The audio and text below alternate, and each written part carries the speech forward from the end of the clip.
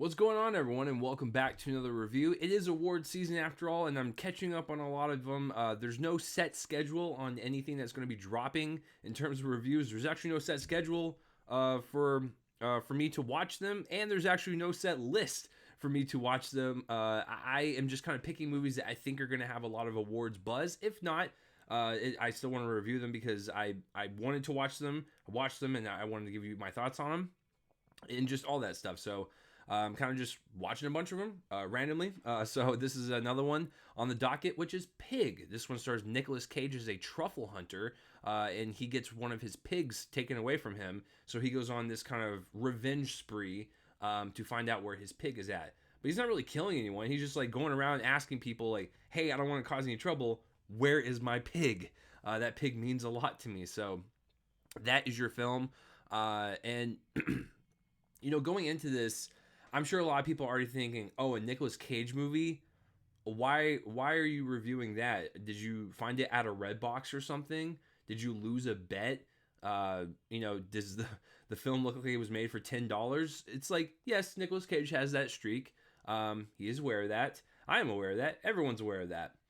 But I heard about Pig through the grapevine of like the other critics online, and I wanted to see what all the fuss was about because they were saying that Nicolas Cage's performance was really, really good in this movie. Even Alex Wolff's character, who is he? Yeah, he was the person that he's kind of Nick Cage's boss in the movie.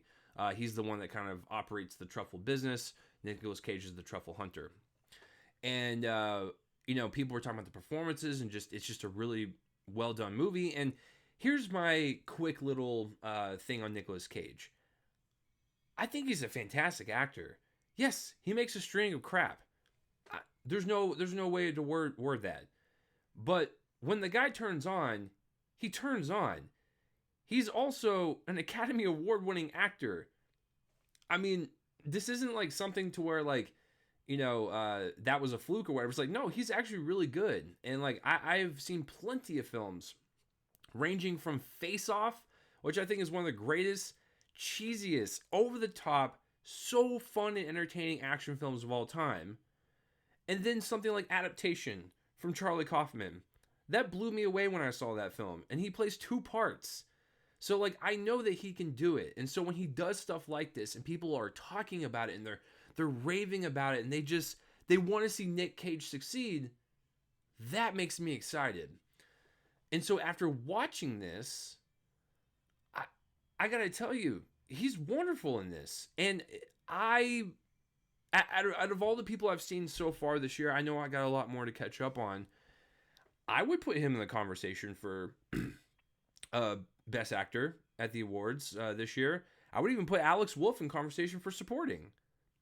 Their performances are very warranted in this film. So yeah, I really like this one quite a bit. And yeah, I think the one thing that was striking to me the most was Nick Cage's performance. It's definitely laid back. It's more relaxed than some of his chaotic stuff that he's done in just past memory here.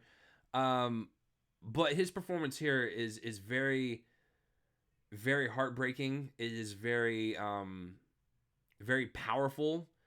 This is a man that's on a mission and he's determined to get like the one thing that he really cares about because he doesn't really care about much in this world.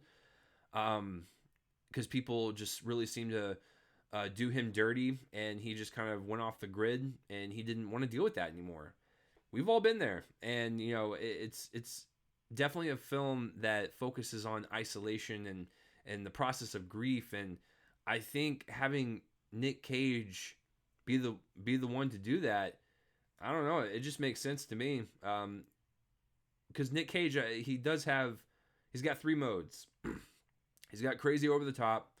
He's got very subtle and just very genuine, kind of like this. And then he's got somewhere in between where he can float between both worlds and somehow get away with it if the movie's good. This is more of a genuine performance. This is a lot of facial acting. It's a lot of physical performance. It is something for Nick Cage to carry with him throughout the entire film and have us really feel for this guy and really be on this man's journey and feel this man's pain and his loneliness, and just realize that he doesn't want anything else. He just wants the one thing that gave him peace, the one thing that made him happy. It feels genuine. It feels just raw and just kind of real. And I haven't seen that Nick Cage in a while. But that's his performance in this, and it's absolutely divine. I loved it. And on the flip side, Alex Wolff is also really great. He's not really getting enough chatter for this film as well, but he plays that kind of like douchey rich kid. I'm running my own business, and he's driving around his Lambo. I think it was a Lamborghini. And when Alex Wolff's character is hanging out with Nick Cage in this film, he just talks with him. He at first he doesn't really care about finding the pig. It's just like, whatever, I'll find another pig. I'm rich, like whatever. I'll throw money at the situation, and the problem will go away. But really, kind of understanding where Nick Cage is coming from, and just understanding and connecting with a person, because he doesn't really have that connection with anyone. He's got daddy issues. He does not have a good relationship with his dad. So in a way, he is also isolated.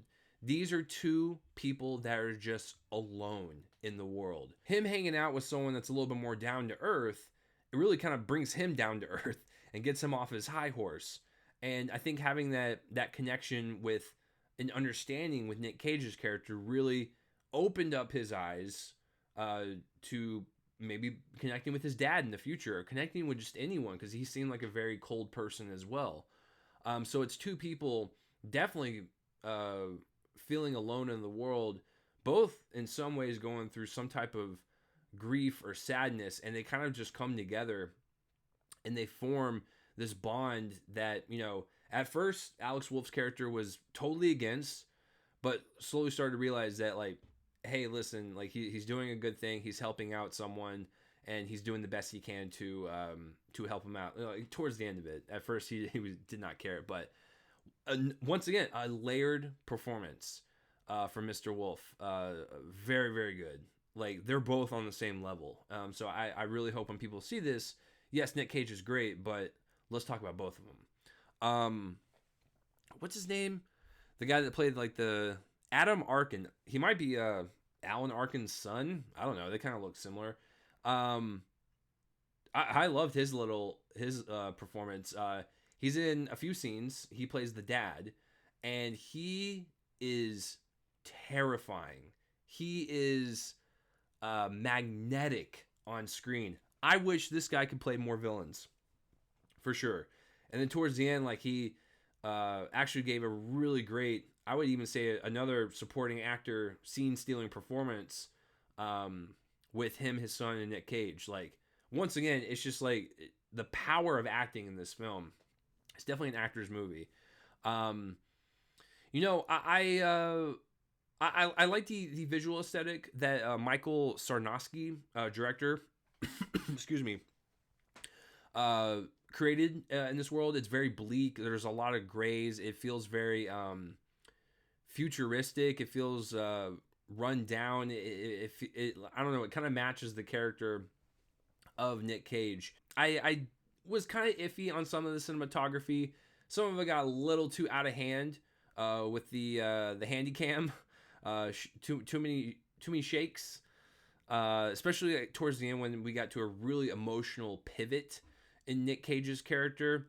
It was shaking too much, and like it took me out of the scene. It took me out of the emotion that Nick was portraying, that I was supposed to receive and kind of react to.